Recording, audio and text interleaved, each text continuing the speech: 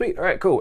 So start off with like a little bit of a general chat and then go Hmm. into obviously some resources and some exercises, Yep. set you up with your homework, Cool. and then you'll be off doing that and you can check in with me whenever you need, Yep. ask a question, and then have another session like this again, probably whenever you've done enough of your homework that Hmm. you're up to the stage that you need some new, Great. more difficult homework. Sounds great. I think Jenny's got a Taiwanese movie to watch later on today as well. Perfect. Yeah, I'm sure Pretty she'll have great. loads of extra stuff for you as well. Yeah. So first questions. How good is Mhm. Jenny at Mandarin, by the way? Uh, Not certainly not fluent. Not fluent. Um, But so because her parents, you said you went to see her, you met her parents, and their yep. English is not The amazing. the English is not great, So but they mostly spoke Mandarin to yes, her at when home. she was growing up. So she Yes. understands everything Yes. perfectly. So she understands everything. I don't think her writing is particularly good, Yeah. but she understands everything. She's got a heavy Kiwi accent, from what I understand. Right. So yeah, So when she goes home to see her family there, and let's say she goes out she's to, the butt of a few jokes. yeah, I Yeah. think she said she can make simple jokes. Yeah.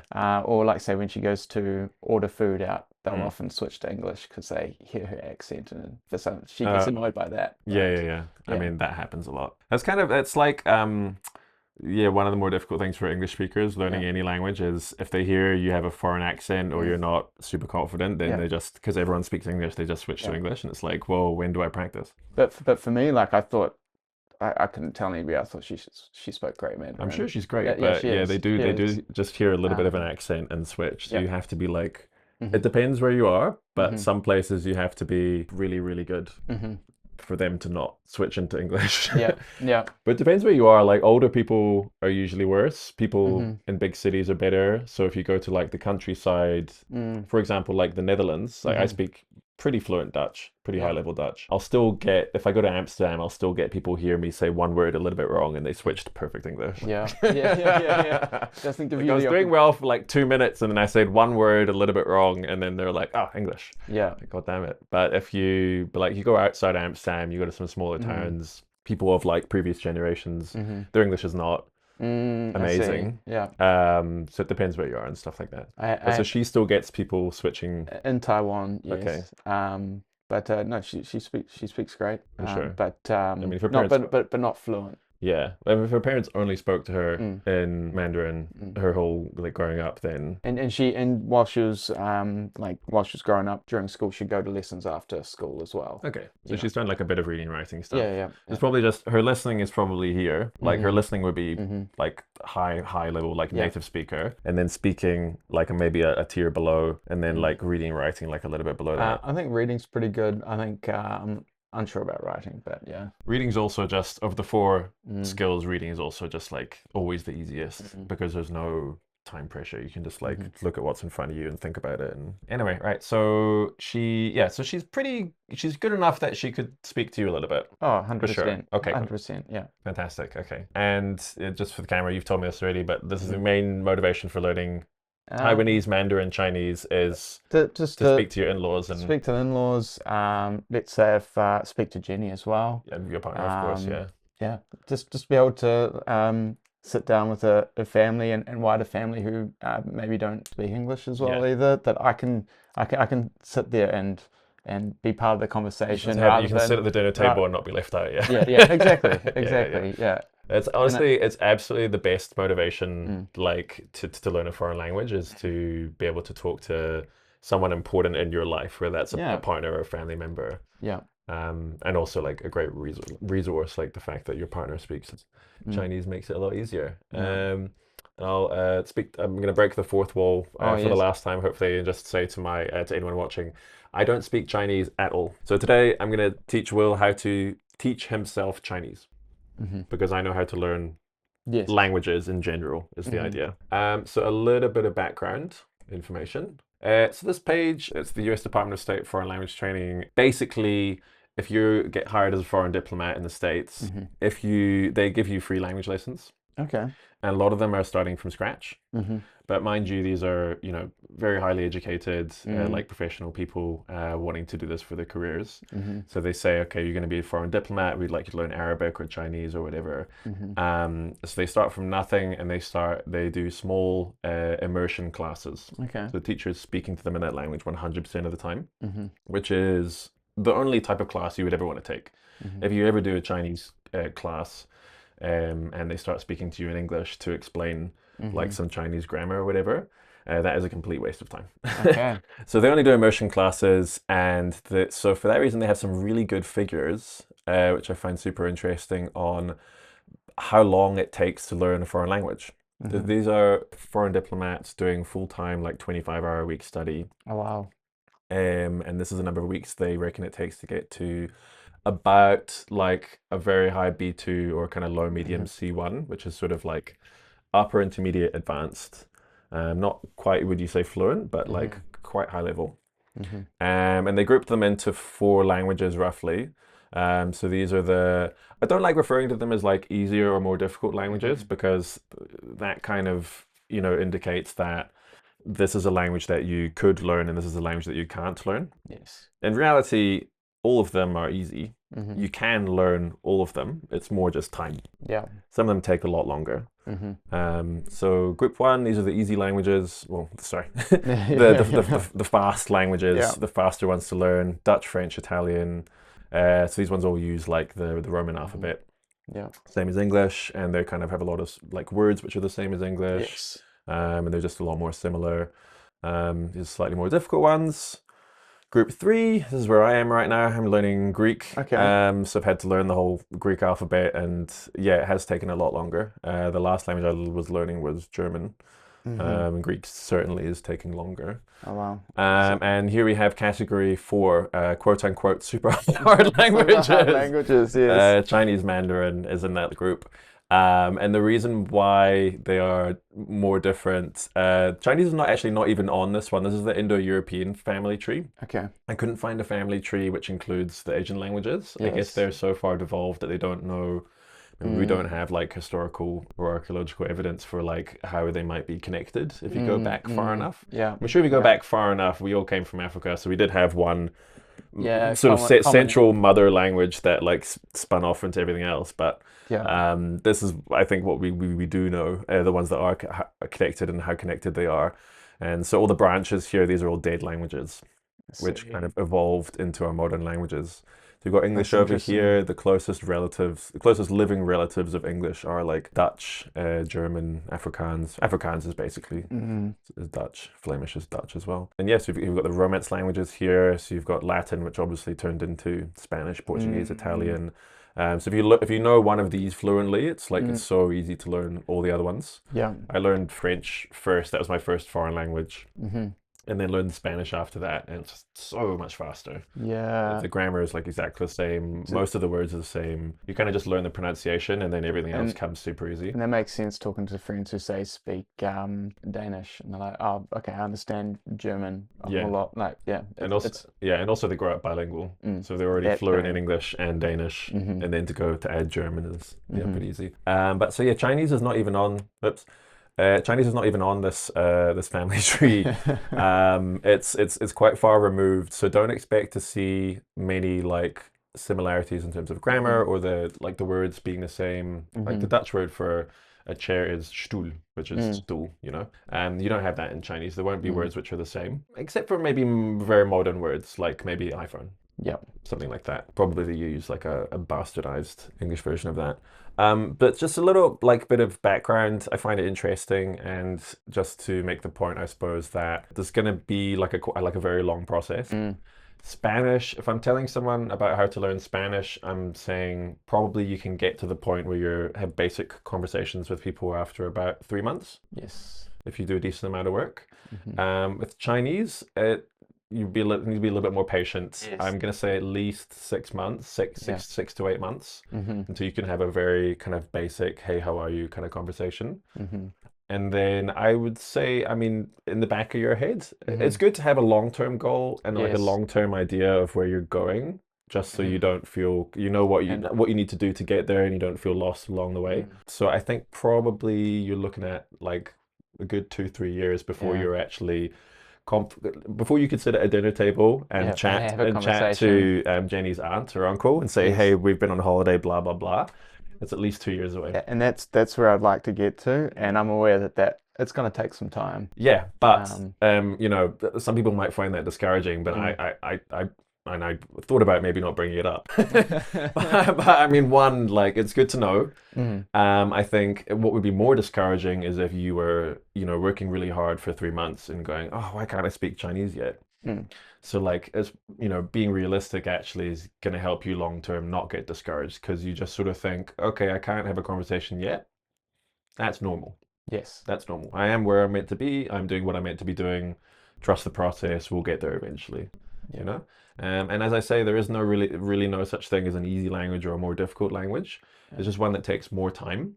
So Mhm. just think of it like Spanish is the equivalent of, you know, you have to run a 100 kilometer ultra marathon, Yeah. but you have unlimited days to do it.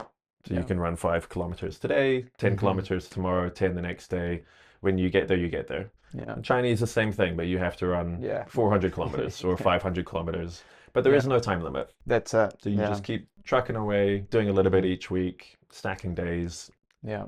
You know, you have a rough long-term goal, but day to day, you just chop wood, carry water, don't really think about, you know, your goal Mhm. too much on a day-to-day basis. You just need to do the work long It term, sounds and like eventually you'll get there when you get there. I think some of it's going to be trying to build it into a daily routine Yeah. and how to yeah, and the methods to do that. Yeah, absolutely. So Mhm. we'll work out a little like we'll talk about a daily routine or weekly timetable or kind of where you can fit different kinds of studying in more towards the end of this Mhm. session. But absolutely, yeah, it's just all about consistency. You know, I'm learning Greek right now. Every day I take the tube for an hour, so that's an hour of Greek. Like I just read my book in Greek or I watch TV shows in Greek and I look up words and you know that's 5 hours a week. Easy. If you take Yeah. the tube for an hour a day and you're not studying a language or doing something like that, you've just lost, that's 5 hours. Like 5 hours a Right week, you do there. 5 hours a That's week, a lot. even by itself, like you'll make progress. Mhm. And then on top of that, obviously my work, I work for a Greek family.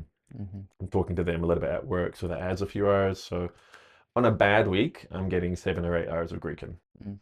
So that's kind of how you can fit it. Like if you have some commute or stuff like that, that's kind of if you just make a point of every time I'm commuting, I do this, or every time I'm in the car or hanging laundry, even we can figure out like how to do things while you're Yes. doing those things. If you just do that every time you're hanging laundry, I do Mhm. this, Yeah. boom, boom, you have 3 hours there, or you Things like have learning how to count, learning the yeah, easy. numeracy You can and get number. audios and you can Mhm. be repeating those while you do whatever. So Mhm. that's kind of, you do have to, yeah, we'll think about like how to fit those into your daily routine or your weekly schedule to get the hours up.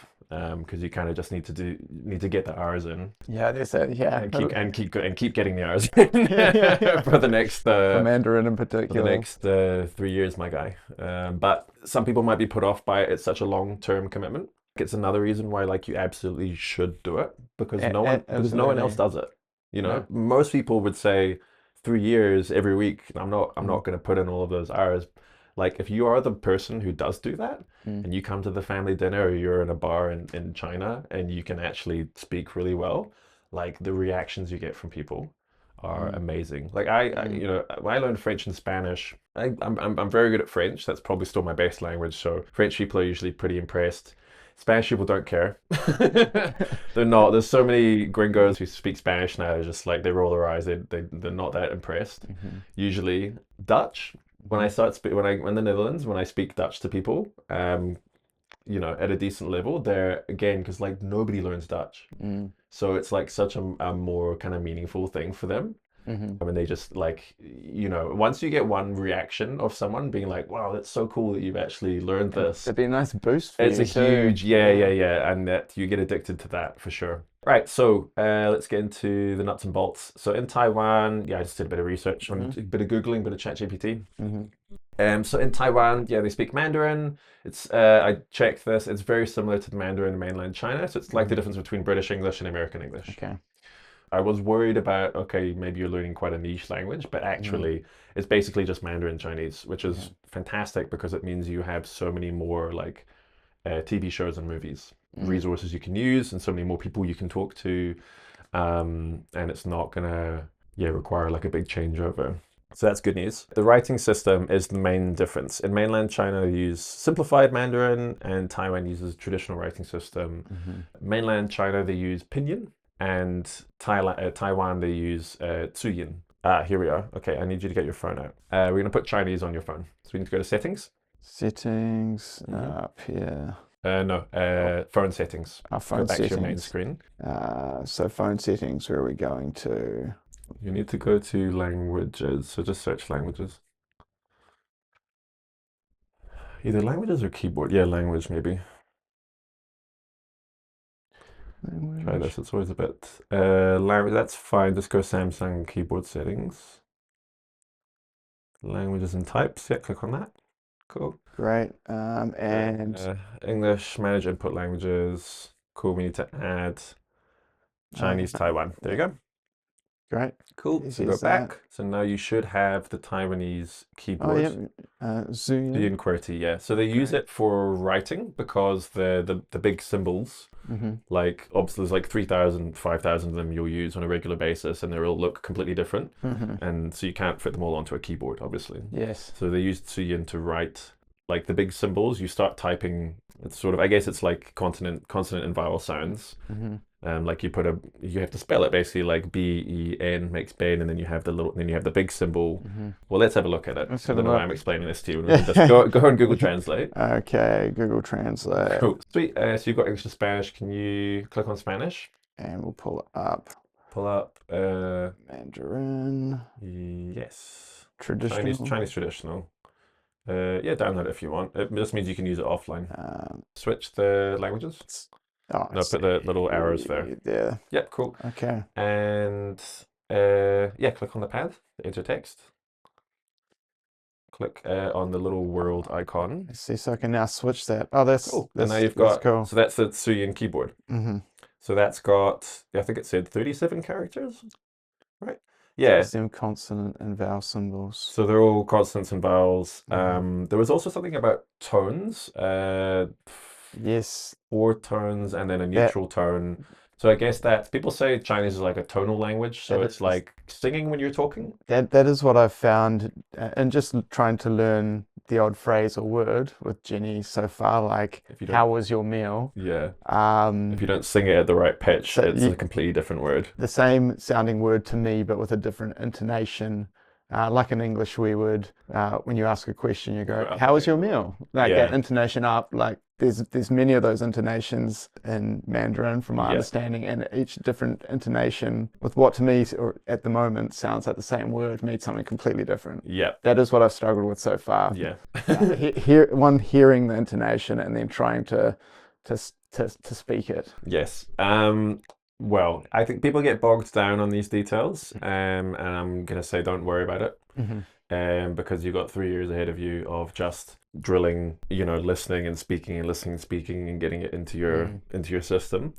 Think of it like when a little kid learns how to speak Chinese when it's a little baby, or any language. So when you learned English. When I learned English, our parents talked to us in English, and our family talks to us in English. So you've got, babies have 6 months, a year of literally just listening, immersion, being immersed in the language. So you need that first for you to be able to pronounce the words correctly. Trying to say a phrase like, "Hey, how was your dinner?" right now, when you haven't had 6 months to a year of immersion through listening, is like a baby trying to pronounce a sentence when it hasn't been immersed in that language for long enough. So you need to like absorb the phoneticisms, the sounds of the language first. If you can't listen and understand the differences, if you can't hear the difference between words first, you're not going to be able to say them differently. So listening comes first, and lots of it, loads and loads and loads of listening, and gradually that will transition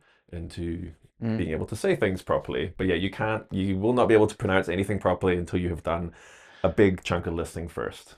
Anyway, Let's pull that back up again. So there's 2 ways of doing it actually. So you can type the Tsuyin, or you can also draw. Okay. And I was in the airport once and I saw a guy, I think it was Cantonese, not Chinese, but I saw him using the drawing option. Where is it? Here. Yes, you can. Well, let's get the children's thing up first. Can you click on Okay. the? So I had a look for dual text resources, because like going straight to reading the big characters is impossible. There's no. Maybe if you had like Jenny sitting next to you and explaining each one by one, Hmm. you could get through it, but it's like pretty much impossible. I can't think of a way of doing it without using Tsuyin. So you have to use a dual text. Okay. Let's have a, see what it looks like. Yes. Now, I tried to find some free online ones. I had a look at comic books like manga as well. It's called Hmm. a manhwa. Oh, yep. I could find ones for pinyin, which is what they use in mainland China. Hmm. It's kind of the same system, but they just use English letters instead of Chinese I see. letters. Yep. Yeah, so they have some dual texts you can buy online. I would recommend get one, get a couple, maybe two or three. But you'll need these. You can probably go ahead and get them now. Reading, I lots of people say you shouldn't kind of start reading until you have a base, like a good listening base first. Okay. And I found that to be true with all of the European languages that I've done because they have the same alphabet. Yes. So like if I put French text up in front of you and asked you to read it, you could say, you know, bonjour, je m'appelle, blah blah. Like your accent would just come out like an English sounding accent because you don't have the phonetic base. But what I've found learning Greek, because it's a completely different alphabet, is you look kind of learning the alphabet and learning to read at the same time, and you don't really have that same issue. So I think you can pretty much start reading straight away. And I would recommend that. These are really, really basic, easy books, I assume. We can only see a little bit of the sample. Mama's Home in Taiwan. 3 to 12 years. That Yeah, sounds like me. that's you, yeah. That's me. If that. This is the only bit we can read from the sample. So this text here is the pinyin. Hmm. That's what they use in mainland China. I see. And Taiwan created its own one called Tsuyin, which are these little ones here. Oh, I see. These look, Yeah, these smaller the characters so to the the big side. character, Hmm. that's the I forget what they're called. In Japanese they call them kanji. I don't know if it's the same word, but it doesn't matter. The big characters Hmm. is a long-term event. That's what you're going to use to read and I write, see. and that's what grown-ups use. And children and foreigners will start by reading these ones. So these are the same. I Like see. this is a word, Hmm. and this is the word written in pinyin, and Hmm. this is the word written in suyin. Okay. Okay. So let's have a little look since you've got Google Translate out. Hmm. Do you want to type first or draw first? I'll try draw. So draw the Zuyin or the Draw much the big one. Yeah, big one. I should I should know what that I is. go. The character. We'll just call him a character. So I suppose You have my to do it relatively quickly. Yeah. I see. Just have So to think about like the strokes. Yeah, um too slow. yeah, too Skip to the slow. next one. It does. Can I have a go? Yeah, Hold on. absolutely. Yes. Okay. Right. So it's like one down there, one across, one there. Okay. Let's see.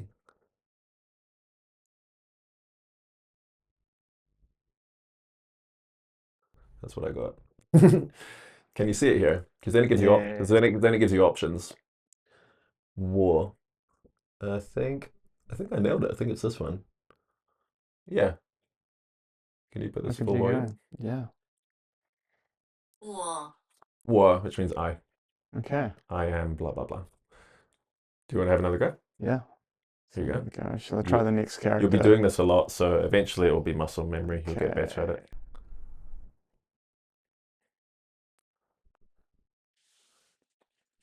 Can you see it? I don't think it's that. No, it's Do not. you want to try Let me try again? again. Okay.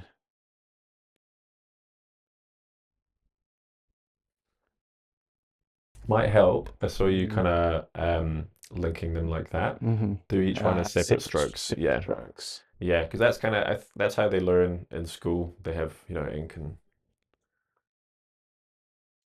that looks better. Looks Live. better. Yeah, I think that's it. So it's that one, yeah? Yeah, I Do you think want to click it? that. Zhu.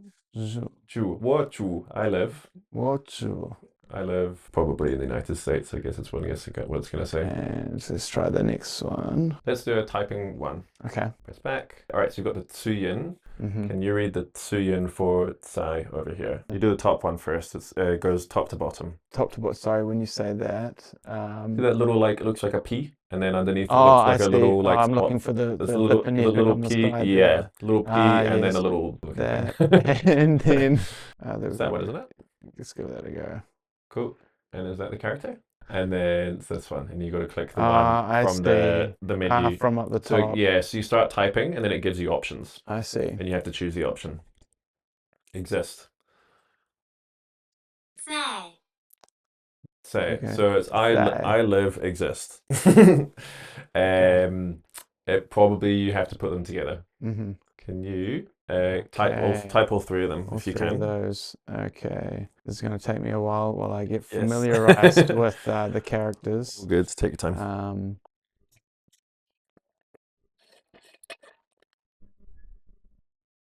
Yeah, at the beginning, this is going to be so slow, and it just will muscle memory and practice. You just get faster and faster and faster. Okay, let me just... Remember, you are a baby. I am a baby. You are 0 years old. We're writing. We're going to write all three of them. What's Say? Because we typed them individually, and we got I live exist, which doesn't make too much sense. I see. So let's put them together and see what the phrase translates as. So that and that, and I guess that character there, and then P and D. That gives me. See. What was it? It was this one and this one, wasn't it? Yeah, I think that's all and you've got it. There we Okay. go. So I live exist. 我住在我住在 What do I? translates as I live. Okay. So that's how they say I live. You have to say these three characters. In as much as possible, break things up into tiny little pieces. Because you know you could rote learn, like memorize a whole phrase, and roll it out, and you could not really understand what it means. Yeah. That doesn't help you long term, because then you've got another sentence which is similar, but one of those Lego pieces has been swapped out. I see. You can't make sense of it then because one tiny little piece has been removed from the whole thing that you memorized. That makes sense? So you need to learn like each individual word, each individual character, and you need to learn the kind of phrasal meaning. That makes sense? Yeah, it does. It does. Yeah. And so I suppose where we've got, so it's using multiple of these consonants. So if I exit out of there, multiple of these consonants to build up a character. Yeah. Or consonants of ours, multiple of these characters. Yeah. Okay. Yeah. So that's it. So as I say, I had a look. I could not find any free like PDFs or anything for children's books. Even manhwa, I mean, there's so many free comic books online. I think if I spent a little bit more time, I could probably find some. And I can have a look as well. You can have a search or ask Jenny. The other thing is also like a lot of these like free comic book websites. If you don't already know how to read in Chinese, they're difficult to navigate. I see. Because you're trying to click on the I'm there, I see the comic book, I'm trying to click on the read comic book or like the download comic book, and then it takes me a link to something else, or it deletes the page, and I'm like, what did I just click on? Because I can't read the button on the website. So maybe Jenny will have to help you with that one. I'm sure she can. Or grab a children's book. So comic book will be hard right now. As I say, you're 0 years old, and comic book is more like 5 years old, kind of lower intermediate. So I would say like you'll read kind of a few children's stories first, work with these resources first, and then once you're able to, then you can probably read a comic book. That'll be a massive, it'd be sort of maybe you go through 10, 12 children's stories, very easy ones. And once you understand all of those, then you can step up into like reading one comic book. Once you've like read one comic book, that'll be a massive achievement. Like I remember the first time I managed to finish a whole comic book in German. It took me so long, it took me like months to read one comic book. And the sense of achievement you get after finishing that is massive. And the gains you get also from kind of leveling up in terms of resources. When you go to a new, more difficult resource, and it's really, I mean, the first page like sucks, and then the first few pages are hard. I'm reading Harry Potter in Greek right now. The first page, the first 3 pages took me a week. I remember that. It took me, and I was reading every day for an hour. Yeah. So like, oh, wow. Yeah, at least 7 hours it took to read 3 pages. You're going to start with, like very basic stuff. Harry Potter is more difficult than this. This is, what is it? Mama's Home in Taiwan. Okay. But yes, you get the idea. That's I do. Yeah, start at the bottom, break it up into very small pieces, stick the very small pieces together, build up and go through it. Cool. So we've downloaded the keyboard onto your phone. You've had a look at the 2 writing systems. So you've understand what those are.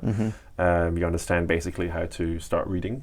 Yeah, which is awesome. So you can go ahead and start doing that. Order one of these, or if you can find a free one, find a free one. But otherwise, this is what, £10? Yeah, probably worth it. Easy. Or maybe Jenny's parents have ones at home that they could mail you. Or Okay, so next, many people are quoted as saying that they learned how to speak English from How I Met Your Mother. Oh, really? Or Friends. Yeah, I have heard that from people watching movies with subtitles. Or movies or whatever, yeah. But specifically people say like Friends and How I Met Your Mother, or sometimes Scrubs, or sometimes The Office US.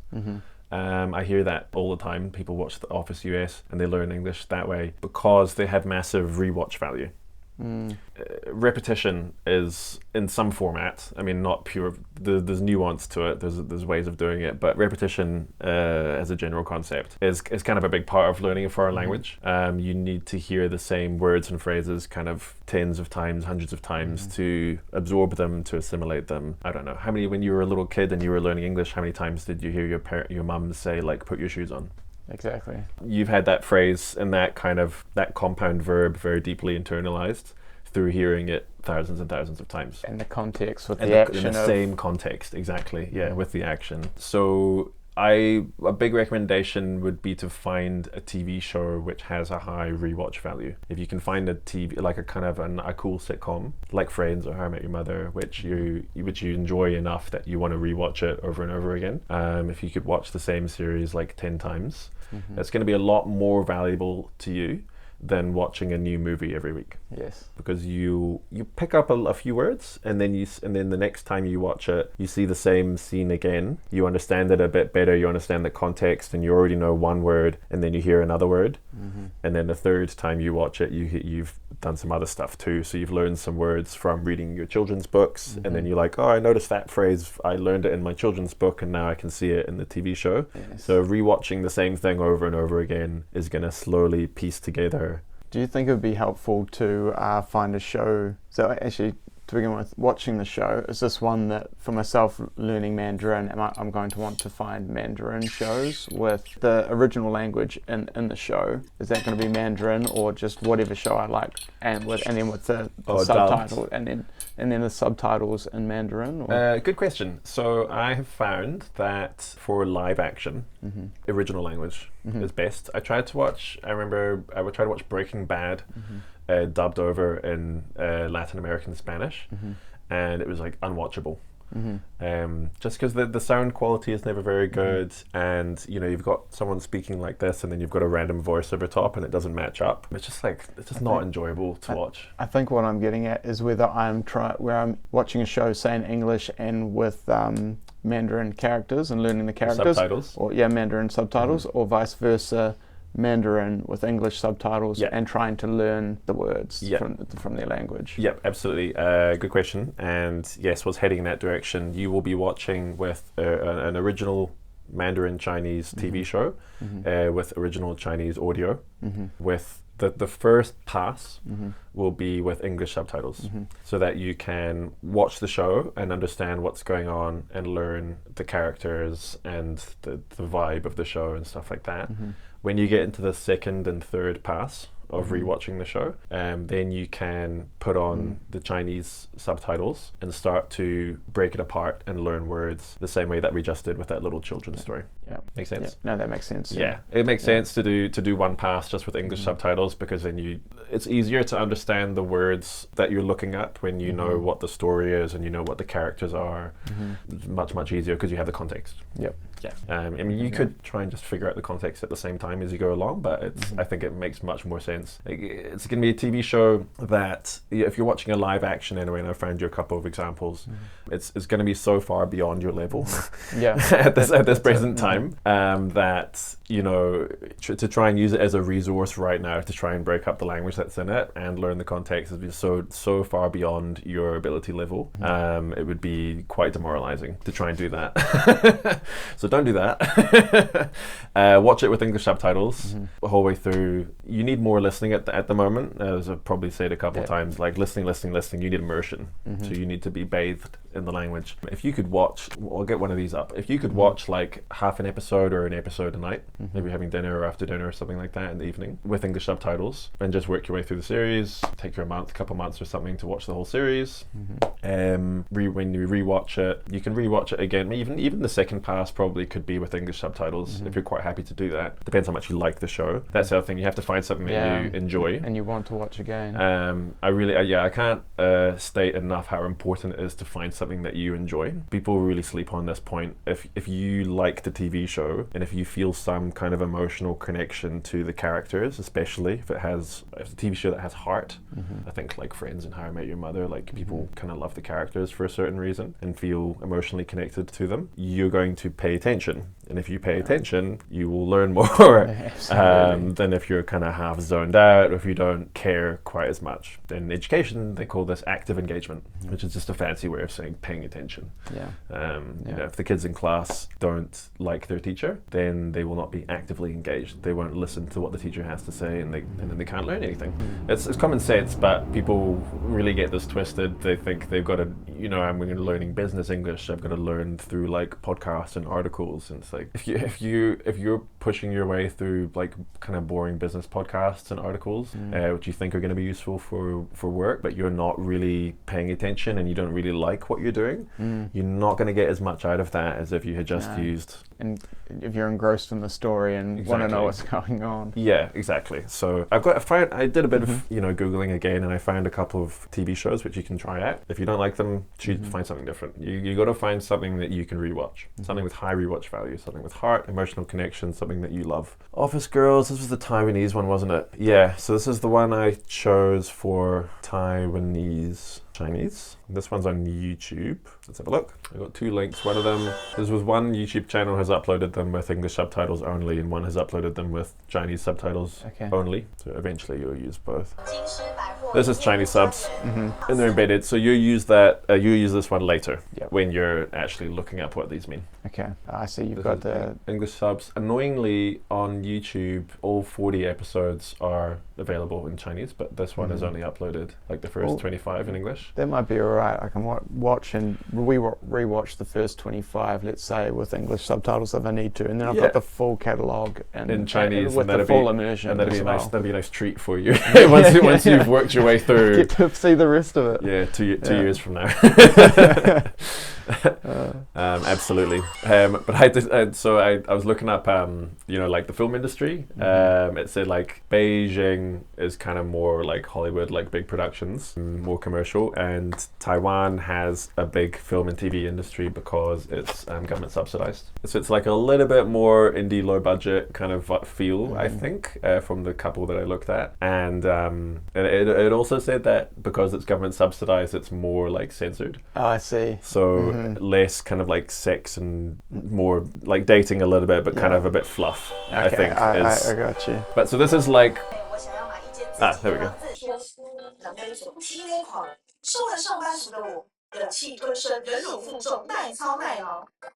This would be cool for a couple of reasons. One is just passive listening, which is just immersion. You just have to listen all the time. It gets you a base of phonetics for you to be able to start understanding the tones. And again, you are a baby. The second one will be like culture, I guess, because this one is made in Taiwan and it's really popular. Lots of people grew up with this. Lots of people rewatch this, like Friends. What Friends is for New York and for people learning about American culture, this is kind of Taiwanese culture. So. Yeah, and actually, I really like to go and visit Taiwan, meet Jenny's great extended family there. Yeah. And it'd be great to have a talking point there too. Absolutely. Know the story. Absolutely. You start talking a little bit and people say, oh, your Chinese is quite, like, how did you learn? Oh, I watched Office Girls, and they'll laugh. They're like, really? I watched that when I was a kid, kind of thing. So you'll absolutely get that, which is cool, which is really cute when that happens. So yeah, I went through several, and I chose that one. I thought that's like quite nice, easy watch, decent quality. You can hear the audio quite well, good rewatch value. But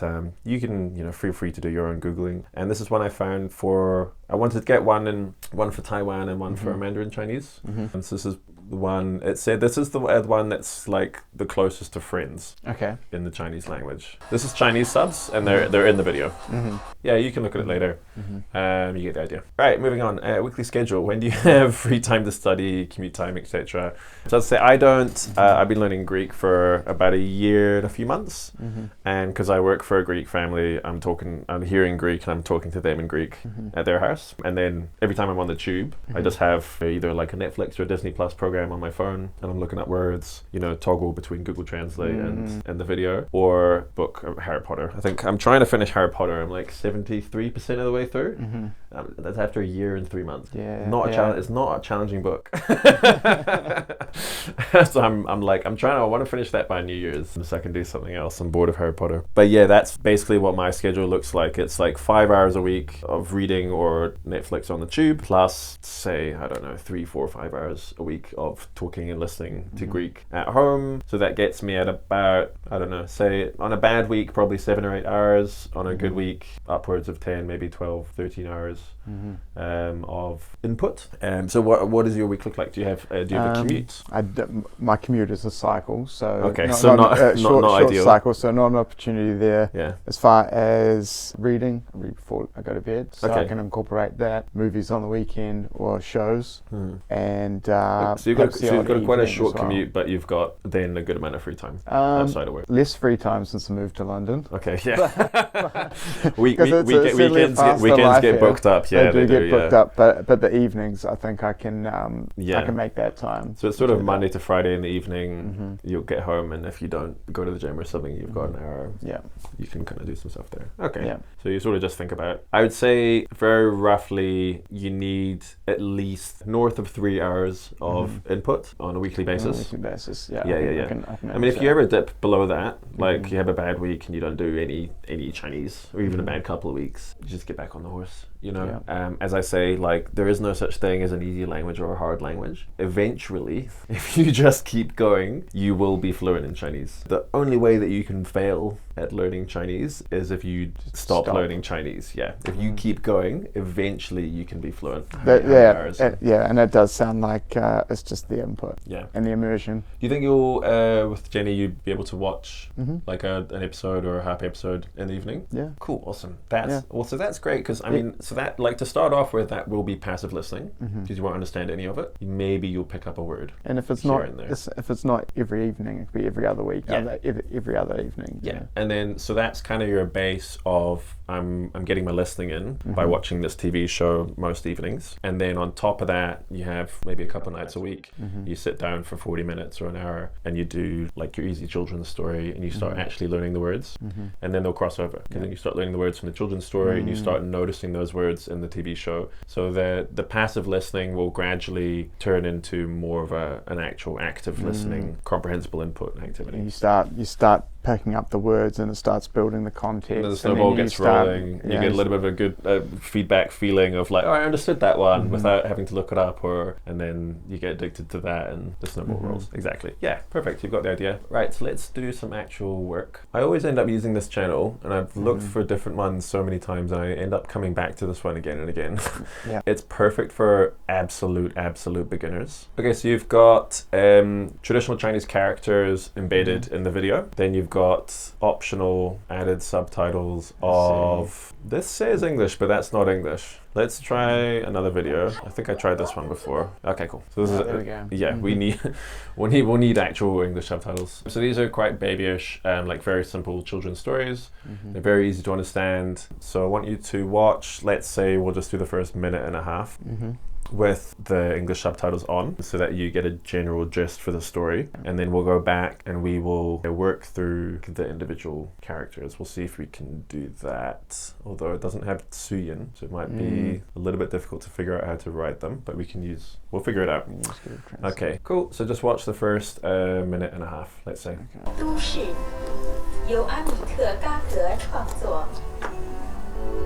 在一座大都市的中间，有一座小动物园，有个小象住在那里。它的名字叫洛莎。一天，给洛莎喂食后，管理员忘记了锁它笼子的门。很快。 Okay, that's enough. Cool. So it doesn't have Tsuyin or Pinyin, and there is no way to type a whole character. Well, we can draw them. That's right. We figured out we can draw them. So I guess there's a couple ways we can go about this. One also, I'll show you one other way I figured out is this full volume? It is, unfortunately. That's right. Hopefully it works. Using the speaker. Okay. And like letting it listen to the video. Sometimes that works. Let's give it a try.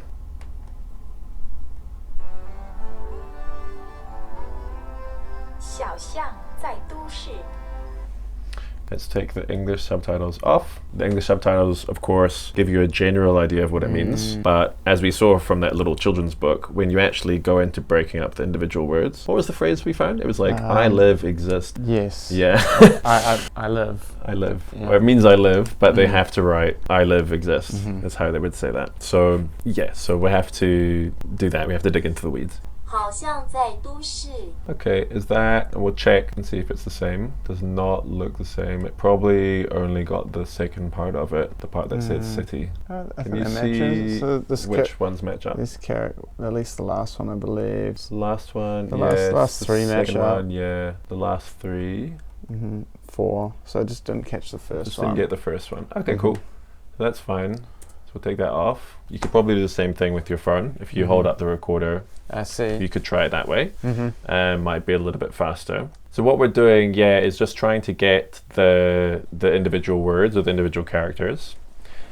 You can imagine it's so much easier. Like if this was Spanish, you just write it. You literally just read it and you just write it in. Yeah. The fact that you can't type the characters and it's so many roadblocks. It's still familiar, so I can press record on this as well while we go. Give it a try. Yeah, let's do the same sentence and see if it gets all of it. 小象在都市，由安。 Looks like that's captured all I of think it. I got it. Yeah. Yep. Amazing. Press the speaker. 小象在都市。 Yeah, that's exactly the same. Definitely. It is. Cool. So now we have the whole sentence, which Google Translate has translated as alleys in the city, which makes no sense. If you've really lost on the general meaning again, just put the English subtitles back on. I see. Which I don't remember what this was supposed to be. Rosa goes to the city. Okay, so one of them is going to be just her name. Which we can sometimes that really throws you when you're trying to figure out what something means and you're like, what the hell is that? And you realize it's someone's name or it's the name of a place or. And I was already thinking about that was a character for someone's name as opposed to a description of what's going on. Yeah, so sometimes that can throw you as well. So it should be something roughly like Rosa goes to the city. Maybe that's the first character. What we need to do is figure out what each individual word means. I see. So maybe can you copy and paste the whole thing? Okay. Press copy. Cool. And then delete everything except the last word. I think the last word is city, so we could start there. Yep. Yeah. Press go. Press the speaker. 是 She. Good. Yeah. So the whole way through we'll do linguists call this shadowing, which is again just a fancy word for copying. Again, if you imagine a little baby and its mum's teaching how to talk, can you say mama? Listen, repeat, the whole way through. So anytime you look up a phrase, a little individual word, anytime you have an opportunity to copy, your pronunciation will not be correct. No. That doesn't matter. And I think I'm very self-conscious of that, which makes it feel anxious to give it a go, but you just have to give it a go. You have to do it, and it's going to be, lots of hours of you sitting by yourself with a computer and a phone, in your bedroom at home, so nobody's there listening to you, or maybe Janie's there. Yeah. Tell her to get out. I'm studying, I can feel your judgment, get out the room. But yes, you just need to practice like listening and speaking all the time. Your pronunciation won't be correct. Think of yourself as a bit like a baby doesn't get it correct. She, and you have to do the intonation as well. You have to sing it. She. Yeah, do it as best you can. She. If it's somewhere in the range of 50-60%, kind of close to being correct, that's great for you right now. Okay. As I say, you cannot pronounce them correctly until you have done like 6 months to a year and I think of listening. A lot of it as well is I'm not used to placing my tongue in the right place to make those sounds. Yeah, that too. Okay, so that's the last word. Shire means city. Let's get rid of that. Paste the whole phrase again. There we Cool. go. Take away. You need to figure out what all the words mean. Yeah. So you need to go let's through it. It's quite a pedantic process. You need to go through each one. Do. Perfect. Good. Yeah. Do means all. Okay. So the last ones mean all city. I suppose we should maybe we should do this because it's. Yeah. I think I started that way because the last word I thought was city and the first word I thought was Rosa. Rosa. So and I thought Rosa is kind of the confusing point, so I wanted to do that last and figure out what the other words mean. But yeah, usually probably you would do it front ways, I guess. And so the written word in Mandarin is left to right. Yeah, so eventually when you get to reading a book, it'll actually go backwards. For where you are right now, it doesn't matter. We're learning literally individual words. Individual characters. Yeah, we're learning words. So, zai. Zai. Zai, yeah. I think it's like a TS kind of... Yeah, it's that I do... Zai. Zai. Zai. It helps also to not look at it because it's got them written in pinyin. Yeah, and I'm already finding myself direct. So that's called interference from your mother language.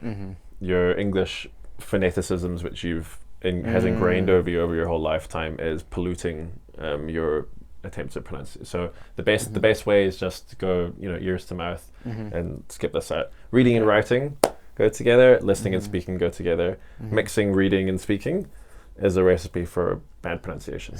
Yeah. Okay. So just don't look at it. Zai. So that's even better, immediately. Yeah. If you find yourself, don't read the pinyin, use your ears. Okay. Yeah. Okay. What's the next word? Let's see. Off you go. Xiao. Xiao. Xiao. Xiao. Xiang. Xiao. Xiao.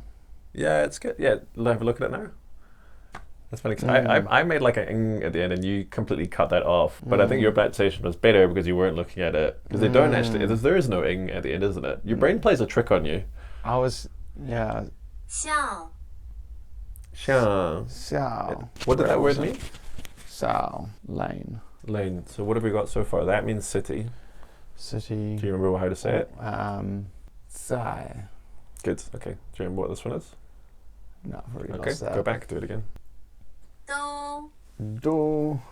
Which means? All. Oh. Okay. So Zai means city. Do means? Do means all. All. What's this one? Zao. Was it Xiao? I can't remember. Xiao. Check. Doesn't make sense. That one's Zai, which means exists. Exist. So the last character. Do the second last one again. Do. Do means all. Zai. Zai means exist. Do means all. Zai do, and so I need to look at the last character again. Shi. Shi, which means city. City. Yeah. So we've got do, which means. Was it Zai do Shi? Oh, Zai do Shi. Yeah. Zai do Shi. So Zai means. Zai lanes. Exist. Exist. I recognize that character. I think from the kid's story. The kid's story. Yeah, that's right. Exist. Yeah. So Zai exist. Do all and city. What is it? She. Yeah. Which is Zai do Shi. So exist all city. Yeah. Cool. Does that feel challenging? It does. It's a bit uncomfortable, isn't it? And just moving between the characters, concentrating on the next one, coming back to the previous one. I'd already forgotten because I was concentrating hard on the next one. Yeah. So every time when you're studying, it looks like this. Do you know what I mean? It's like next word. What did that word mean again? What's that word? What did that word mean again? So you're constantly doing this. And that process is called spaced repetition. Okay. So it's going through and then going back and testing yourself on it. And when you test yourself on on remembering it, that like strengthens and widens the neural pathway, the memory, which the more you do that, the more long-term it becomes. And the trick there is really in the spacing is like how far to space. So we did 3 characters there. And by the time we got to the 3rd character, we'd already kind of forgotten the 1st character. So maybe your spacing right now is 2 characters. I'm a baby, remember? And we work with that, and you go 2 characters, 2 characters, 2 characters, and then it becomes 3, and then hopefully we get this whole sentence. And then I realized from that first resource, the reading one, the start, the mama and that one there, I recognized the character or exist. Awesome. And so that's, okay, so now you're making connections. Making a connection there between the, so it's starting to build those up. Okay, let's keep going. Let's test again. What is the last character? City. How do you say it? Shai, she. Yeah. This one? Do. Which means? All. Good. Zai, do, shi. Zai. Do you want to check? 在都市里 Zai, do, shi. So, Tsai Zai. means? Exist. All. What is it? How do you say it? Do. And? Shi. Which means? City. Good. Again? Zai. Tsai. Zai. Which means? Exist. Do. And, or all. Shi. City. Good. Okay. Zai, do, shi. Exist, all city. Good. Awesome. Cool. And then you just sticking those little pieces together, and then that becomes a slightly wider repetition gap. Cool. Perfect. What's this one? Let's look it up. First character. So we're now adding the 4th one, and every time then you add the 4th one, and then you go back and you'll check the first 3. 笑 Xiao. Lane. Okay. I'm just wondering if that character is the word that means Rosa, or if like both of those are Rosa. I see. Yeah. Because it could be like Rosa exist, all city. Do you know what I mean? I do, and so we can check that on here, I suppose. Yeah. Small. 小 So maybe her name translates to small lane. I don't know. And Rosa is an elephant, so maybe it's a ironic name for an elephant. It could be. I don't know. Or it could just be unrelated. Or unrelated. Yeah. We don't really know because we suck at Chinese. But so maybe a sentence, if the next sentence won't have like, actually, I tell a lie, the next sentence does have a name in it because it's like Rosa goes to the city by and the name of the author. So maybe it would be better to start with the first sentence actually in the story. Would make more sense, but not sure. I'm a bit confused by that. Doesn't matter. If you find something confusing, move it along. Keep going. Find something that you don't find confusing. Memorize and understand that, and then memorize and understand a bit more. Eventually you can come back and you can look at the thing that you found confusing again later on. It's like throwing pasta at a wall and getting it to stick. Once you get the first bit of pasta to stick, it's easier to stick the second bit of pasta to that pasta. Once you have a lot of pasta stuck on, it's much easier to stick another bit of pasta. So you've got a piece of pasta which is not very sticky, just put it to the side. Work with the stickier pasta until you come back to the dry one. Let's test these again before we move on. What's that? Zai. Which means? Exist. Do. All. Shi. City. Perfect. And then we'll listen to the sentence on the video again. When you're listening, try and like listen to each word and remember what they mean. So before you hit play, so it's Shou Zai Do Shi. 小巷在都市 Say it again. Zhao Zai Do Shi. Let's try again. Just do the last 3 because we don't really understand the first 2. Zai Do Shi. 小巷在都市 Zai Do Shi. Better, I think. Better that time. Good. Yeah. So lots of repetition, and you pretty much you understand that concept of like you look it up and then you test, and you move forward a little bit and you come back and you test. Yeah. And when you test it, there's that uncomfortable feeling you had. of like, so that's you creating like a new neural pathway. That's you memorizing something. Yeah. So it should feel uncomfortable. If it ever doesn't feel like hard or uncomfortable, it's a waste of time. And that goes for everything in life. It doesn't it just? Sorry, kids. So I would say, yeah, these videos are great. You've got the link, and they've got 12 of these ones. They're super simple, super easy, visual. So you'll do that. I would say if you could memorize all of these to the point where you're able to watch and actually understand as you go along, if you could memorize all 12 of those videos, that's probably enough for like the next 3-4 months, I would say. I'd say it takes 3-4 months is a good estimate to get through like that much material. I just wanted to show you, I was going to show you a couple of examples of like other resources and why you can't really use them right now. Okay. So they've got, in theory you can use anything, you know, anything with a narrative, to be clear. Not this. This is like that kind of video, that's crap because she's just saying words and then telling you translations. Yeah. You need the narrative to get it to stick, and you need it to be challenging, you need it to be hard. You have to be doing the work. So this one you can't use. Okay. Because, well, why do you think? We don't have the phonetic characters there. Well, you don't have the Suyin, but that's not the biggest issue because this one doesn't have Suyin, and we managed to figure it out anyway because you can draw them or. It's got the English and the and the what's the pinyin one. Yeah. So it's gonna I'm gonna have that bias there already. And it's doing the work for you. Yeah. It's doing the work for you. It's telling you what the pronunciation is already, so you don't have to listen and kind of struggle your way through it. You know what I mean? Yeah, I do, yeah. Yeah, so we can't use anything which has got pinyin. English subtitles are good to get a general gist, but we need to be able to take them off. Yeah, my pronunciation before when we were trying that, it was better without the pinyin. Without the pinyin, yeah, pinyin will actually just make your pronunciation worse at this point, won't it? Yeah, because you'll read it as if it was English. So like that's an example of a resource. Like in theory, you could use any resource. You could use SpongeBob, would be cool.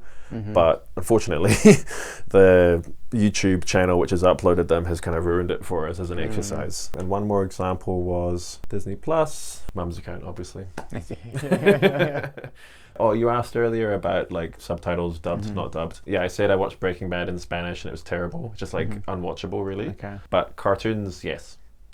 If you want to watch something dubbed over but it's animated, it's not like quite as jarring. So I had a look at Bluey, and Bluey has a traditional Chinese. So this could be a really good resource for you a bit later on. I'll just show you why you can't use it right now. I suppose something like Bluey is going to be a more straightforward storyline as well. Super easy to understand story-wise. You've watched Bluey before?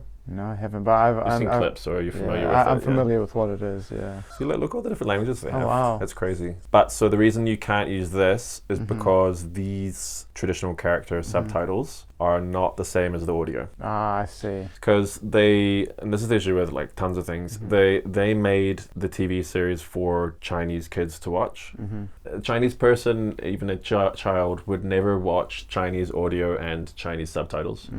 Okay, yeah. It would be one or the other. Do you know what I mean? Yeah. They would either be trying to watch it in English, but they need the subtitles to help them out.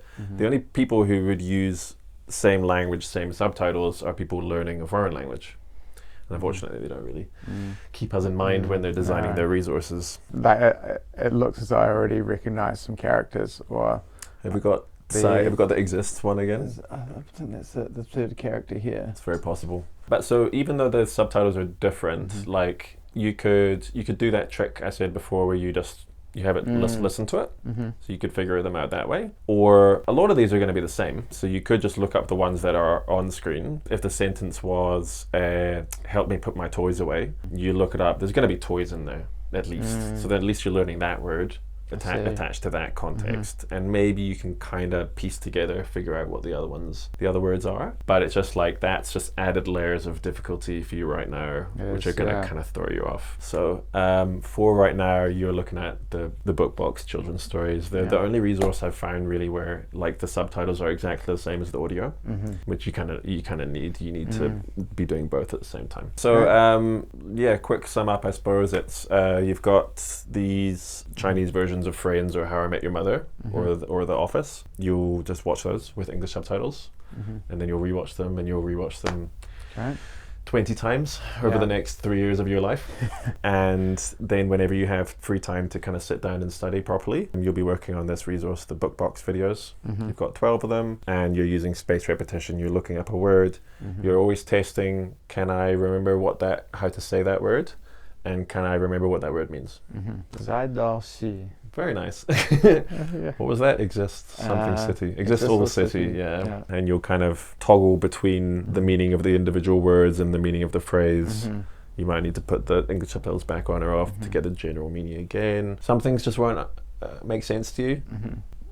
That's being generous. A lot of things just won't make sense to you. Like the pasta stuck to the wall. Go with what you can understand.